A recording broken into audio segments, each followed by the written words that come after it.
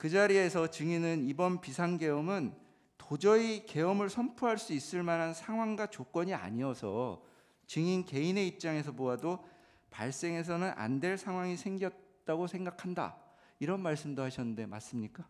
그렇습니다. 지금 이 자리 오늘 헌법재판소에서 증언한 지금도 같은 생각이십니까? 지금도 저 그 생각은 변함없습니다. 예, 감사합니다. 다음 사망은 일단 넘어가고 사항. 예. 증인은 2024년 12월 1일 오후쯤에 김용현 전 국방부 장관으로부터 전국이 혼란하여 계엄 상황이 있을지 모르니 비상 상황에 대비해라. 계엄 상황이 발생하면 국회, 중앙선거관리위원회, 과천청사, 관악청사, 그리고 수원 선거연수원, 그다음에 민주당사, 여론조사 꽃제 육군 특수전사령부 부대를 투입시켜 시설을 확보하라. 이런 말을 했다고 하는데 맞습니까? 예, 그렇게 받았습니다. 예. 위 지시에 따라 그 당시에 증인이 수첩에 뭐 이런 출동 계획을 적어놓은 게 있습니까? 그때 기록한 것이 아니고 그때 당시는 머릿속으로 구상만 했습니다. 그걸 기록한 시점은 12월 3일 그때 했던 것입니다. 그때는 머릿속으로만 제가 각 지역별 배치도를 제 머릿속에 부대별로 다 있기 때문에 머릿속으로 구상한 상태였습니다. 예.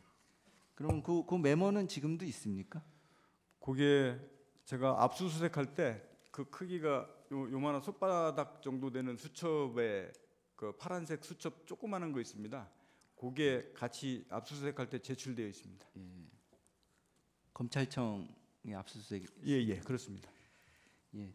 증인은 당시 예하부대의 특성과 지리적 접근성을 고려해가지고 이거 머릿속에 그렸던 건데요. 1공수특전여단 여단장이 이상현입니다. 이건 국회와 민주당 당사로. 그다음에 3공수여단은 여단장이 김정근이죠. 그렇습니다. 여기는 중앙선거위원회 과천청사 및 수원 선거연수원으로. 그다음에 제9공수특전여단 여기 여단장의 안무성입니다. 그렇습니다. 여기는 중앙선거관리위원회 관악청사하고 여론조사 꽃으로.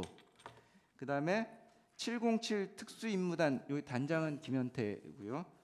그 특수작전항공단 여기 단장은 김세훈이고.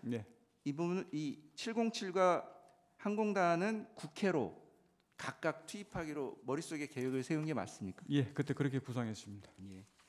자, 그럼 비상계엄을 인지하게 된 경위를 한번 여쭤보겠습니다. 증인은 2024년 12월 3일 밤에 피청구인이 비상계엄을 선포한다는 것을 김용현 전 국방부 장관한테 들어서 알고 있었죠. 그 밤이라는 시점이 그때 처음 전화온 게 21시 45분경 그때 전화 왔을 때 그때 말을 했는데 당일날 그때 들었습니다. 아, 그때 비상계엄이라는 단어가 있었나요? 비상계엄이라고는 얘기는 하지 않았고 그 21시 45분 전화할 때는 주요한 상황 발표가 10분에서 20분 뒤에 아마 있을 거다. 이렇게 얘기를 했습니다. 그 발표를 누가 한다고 그랬나요? 혹시? 누가 한다고 얘기는 안 했습니다. 그냥 발표가 있을 거다라고만 얘기했었습니다. 예.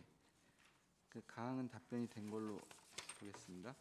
나항 증인은 그러면 24년 12월 3일 날 22시 23분경에 국방부 군사보좌관 김철진으로부터 그 저기 대통령 윤석열을 여기서는 피청구인이라고 부릅니다. 예.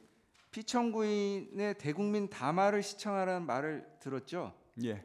그래서 22시 27분경에 저희 대통령 윤석열의 담화를 보신 거죠. 그때 TV로 말씀하실 때 보고 있었습니다. 거기서 비상계엄 선포 사실을 확인했고요. 예, 그때 말씀하시는 거하고 TV 화면 자막으로 이렇게 비상계엄 빨간 글씨로 떠 있는 거 그때 제 눈으로 봤습니다. 예.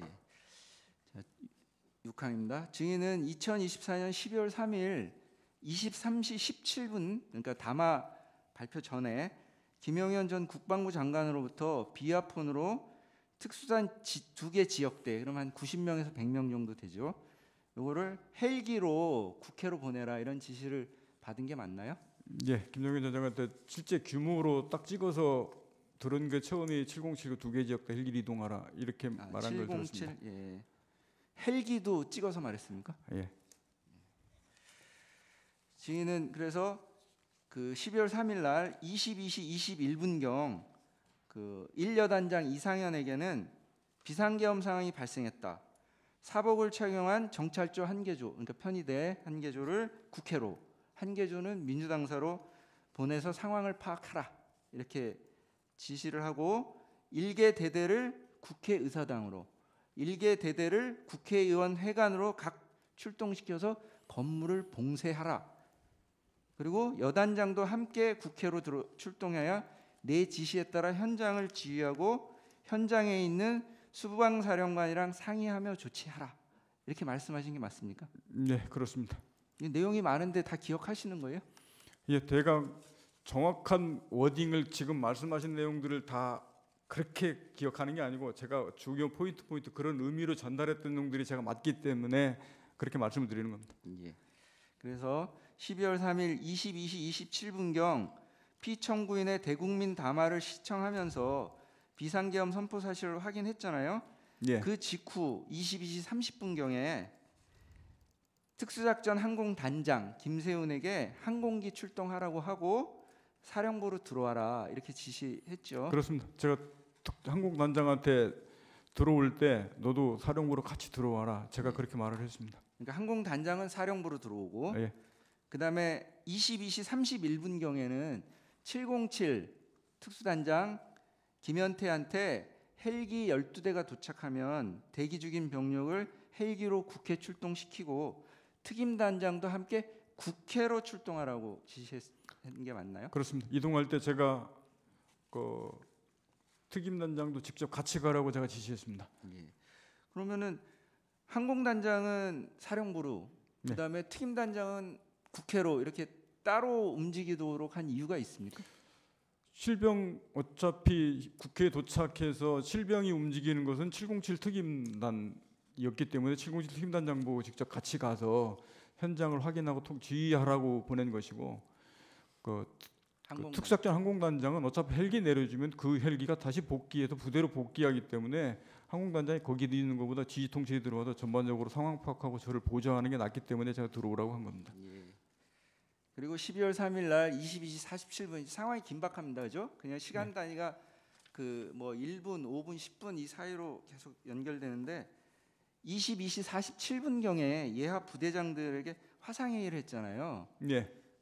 그래서 그 당시에는 수첩에 적었던 내용인가요? 조그마한 수첩 예. 요거 정도 됩니다. 예. 이거 조금 큰데 제가 요거 정도 한 장 한 면으로 정리를 한 게 있는데 주로 거기에 뭐 어디 간다. 예. 그다음에 주의할 거 몇 가지 막 쭉 써고 급하게 그때 했던 거 그거 딱 한 장을 보고 썼던 겁니다. 예. 그러니까 거기 보면서 1여단장 이상현한테는 국회 출동을 지시하고, 그다음에 3특수여단장 김정근에게는 중앙선거관리위원회 과천청사 수원 선거연수원으로, 9특수여단장 안무성한테는 선관위 관악청사 및 여론조사 꽃으로 병력을 보내라 이렇게 지시한 게 맞죠? 예, 그 앞서서 얘기했던 부분들하고 연계해서 그때 당시는 정상적으로 실제 명령하다를 해야 되기 때문에 그때 화상이 등장해서 그때 임무 지시를 정상적으로 전체 있는 데서 제가 그렇게 임무 지시를 한 겁니다. 예, 시팡입니다. 그 증인의 지시에 따라서 항공단장 김세훈은 12월 3일 22시 49분에서 22시 54분 사이에 그 수방사의 비행 제한 구역 헬기 비행 승인을 요청했고, 그래서 12월 3일 23시 04분부터 23시 15분경 헬기 12대를 특수전 사령부로 출동시켰죠. 그 내용은 제가 뭐 공역 승인을 요청해라 이렇게 지시하고 그런 게 아니고 나중에 특수작전 항공단장이 진입하기를 요청했던 부분들이 써 있기 때문에 제가 알았고, 예. 헬기 12대 사령부로 들어간 것은 제가 이동해라 지시했기 때문에 그건 알고 있습니다. 예, 뭐 그러면 이런 세세한 수치는 잘 모를 수도 있으니까 예. 그냥 기본적인 골격 중심으로 물어보겠습니다. 그리고 707 특수단장 특수임무단 단장 김현태는 증인 지시를 받고 그 23시 22분경부터 22시 43분경 그 헬기에 타고 헬기 12대에 타고 소총 실탄 968, 권총 실탄 968 등을 그 적재한 다음에 야간 훈련을 미리 준비했던 96명과 함께 그 병력 96명과 함께 탑승해서 국회로 출동한 게 맞죠? 예, 그는 출동한 게 맞습니다. 예. 증인의 지시를 받은 항공단장 김세우는 그 이제 96명의 헬기 12대, 96명을 태운 헬기 12대를 국회에다가 그 착륙시키고 그래서 707 특임 부대원들이 국회 경내에 들어갈 수 있도록 도와준 게 맞죠?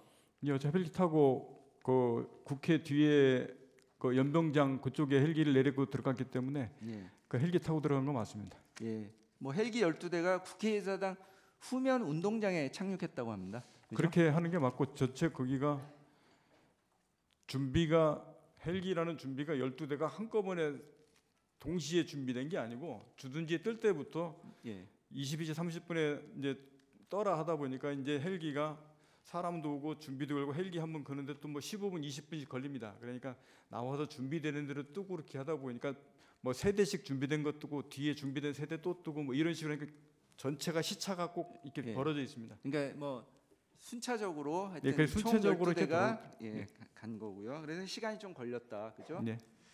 그 증인은 아까 말씀하신 건데 12월 3일 22시 47분경에 예하 여단 및 직할부대 대상으로 화상회의 하셨잖아요. 예. 그때 잘 들어보세요. 개인 확인은 소총만 휴대해라. 권총은 휴대하지 않는다.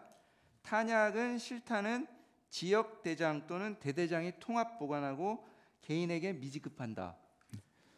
개인은 공포탄, 테이저건, 케이블 타이 등을 휴대한다. 이런 지시한 게 맞습니까?